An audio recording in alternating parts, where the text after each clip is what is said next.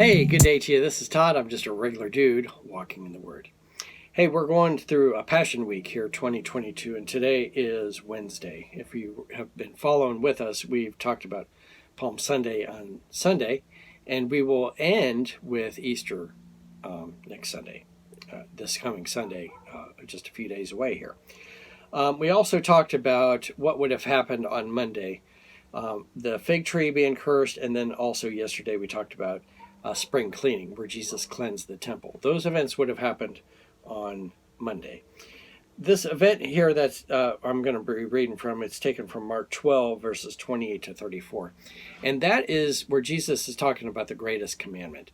That would have been done during the middle of the week. Okay, I don't know for sure what day this happened, but I'm picking out some things that happened during Passion Week. I'm not doing everything that happened during Passion Week, but I'm picking out a few things to talk about, and kind of a theme you're seeing here in the few episodes we have here is Jesus, ultimately wants a pure church, and he is seeing the religious system that is in existence right now, that it's defiled, okay? It's messed up.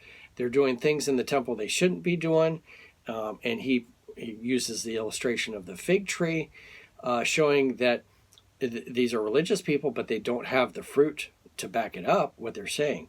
And then today I want to talk about the greatest commandment. And so this is another thing that Jesus talks about and addresses here. All right.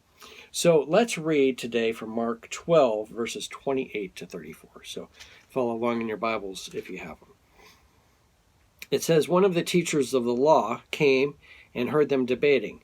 Noticing that Jesus had given them a good answer, he asked him, of all the commandments, which is the most important? Okay, so he's trying to be, act Mr. Wise here, and, throwing out this question of all the commands, or which is the most important?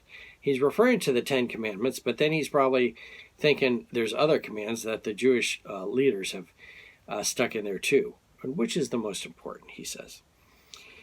Verse 29, the most important one, answered Jesus, is this. Hear, O Israel, the Lord our God, the Lord is one. Love the Lord with your God with all your heart, and with all your soul, and with all your mind, and with all your strength. The second is this, love your neighbor as yourself. There is no commandment greater than these. Verse 32, well said, teacher. The man replied, you are right in saying that God is one, and there is no other but him. To love him with all your heart, with all your understanding, and with all your strength, and to love your neighbor as yourself is more important than all the burnt offerings and sacrifices.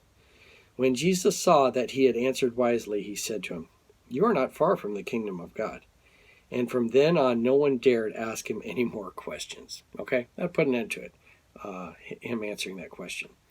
Now, you look at this and you think, oh man, he didn't mention adultery and taking the Lord's name in vain and stuff like that.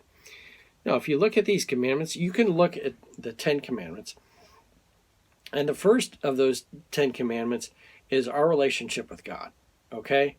So if I'm obeying this first command that God talks about, or that Jesus talks about here, that I need to love the Lord with all my heart, if I'm doing that, I'm obeying those first commandments, okay?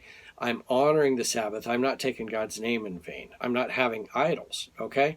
That eliminates all those commandments because I love God, okay? Jesus goes on to say, though, the second commandment is this. You need to love your neighbor as yourself, okay? If I love my neighbor as myself, the rest of those 10 commandments, I'm going to obey those, not even knowing that they are commands if I didn't know it, okay? So if I love my neighbor as myself, I'm not going to steal his Corvette because I love him as myself. I'm not going to want to commit adultery with his wife because, again, I'm going to love him as myself. I'm going to honor my parents. Okay, that's one of them. And then the final one there is I'm not going to covet. You'll find out that coveting is the root to a lot of these other breaking of the commandments. And if I love my neighbor as I love myself, I'm not going to covet their car that they have, or their house that they have, or their wife they have, or whatever they have. Okay, I'm going to love them like I love myself. And so Jesus, when the guy is acting like he's all religious and everything, he goes, "Oh yeah, you're right in saying that." And Jesus goes, "Yeah, you're not far from the kingdom of God." And that kind of quieted everyone right there. Okay. So the thing I wanted to bring out here today is this. You can have all those religious rules and everything and go to church and all that, but if you aren't following this first commandment of love the Lord your God with all your heart and soul, it's worthless. Okay. And that's what the religious leaders at that time were guilty of that. They could do all those religious things, but did they really love God? Not so much, okay? Did they love their neighbor? Oh, definitely not so much, okay? So if we can love God first and then love our neighbor, things kind of fall into line. And then all those other religious rules and stuff would fall into place if they're really necessary. All right?